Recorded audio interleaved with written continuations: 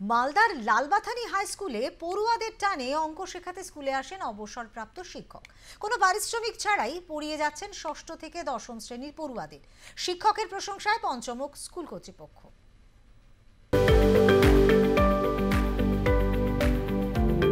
Supreme কোর্টের নির্দেশে চাকরি বাতিল নিয়ে উত্তাল রাজ্য রাজনীতি। এরই মাঝে নিরুপায় হয়ে অষ্টম শ্রেণীর ক্লাসে ব্ল্যাকবোর্ডে বীজগণিতের ক্লাস নিচ্ছেন কালীসাধন মুখোপাধ্যায়। পাক ধরেছে চুলে, ভারী হয়েছে কণ্ঠস্বর, তবুও ব্ল্যাকবোর্ডের সামনে চক ডাস্টার হাতে আজও সাবলীল 70-এর ঊর্ধ্বে কালীসাধন বাবু।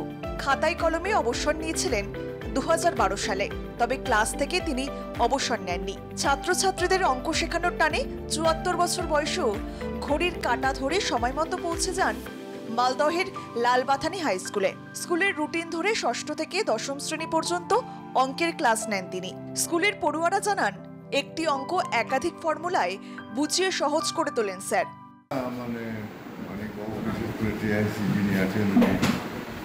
করেছিলেন আর স্কুলের সঙ্গে তো দীর্ঘদিন ধরে সেই 73 সাল থেকে যুক্ত, নিজেদের হাতে গড়া স্কুল, যার জন্যে স্কুলের যতটুকু উপকার হয় আমাদের তার চেষ্টা আমরা চালিয়ে যাচ্ছি।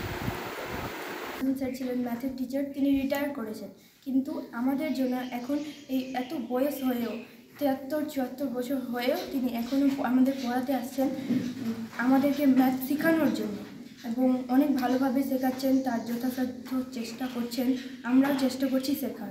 অনেক সুবিধা হচ্ছে। কালীসাধন স্যার আমাদের 4-3টে নিয়মে অঙ্ক বুঝিয়ে দিচ্ছেন, এটা আমাদের অনেক লাভ হবে। স্কুলে রয়েছে 750 জন ছাত্রছাত্রী, শিক্ষক রয়েছেন 11 জন। শিক্ষকের ঘাটতি স্কুলের পড়াশোনা স্বাভাবিক রাখতে এখন ভরসা কালীসাধন বাবু। বক্তব্য স্কুল কর্তৃপক্ষের। আমরা সব রিকোয়েস্ট করে কাকে কালীসাধন মুখার্জিকে বিদ্যালয়ে নিয়ে এসেছি।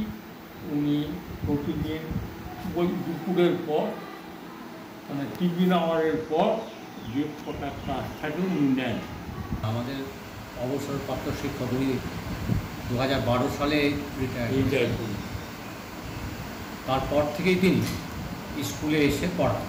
আমরা ওনাকে রিকোয়েস্ট করেছিলাম, উনি এখানকারই বাসিন্দা এবং লালবাথানি হাই স্কুলে সত্যি করতে কি ওই ধরনের শিক্ষক, মানে যারা ছাত্র দরদি স্কুল নিয়ে সবসময় ভাবেন, এই ধরনের শিক্ষক খুবই দরকার বর্তমান যুগে।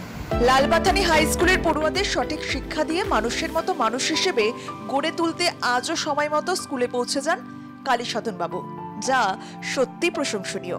মালদা থেকে বিশ্বজিৎ মণ্ডলের রিপোর্ট, স্টার প্লাস নিউজ।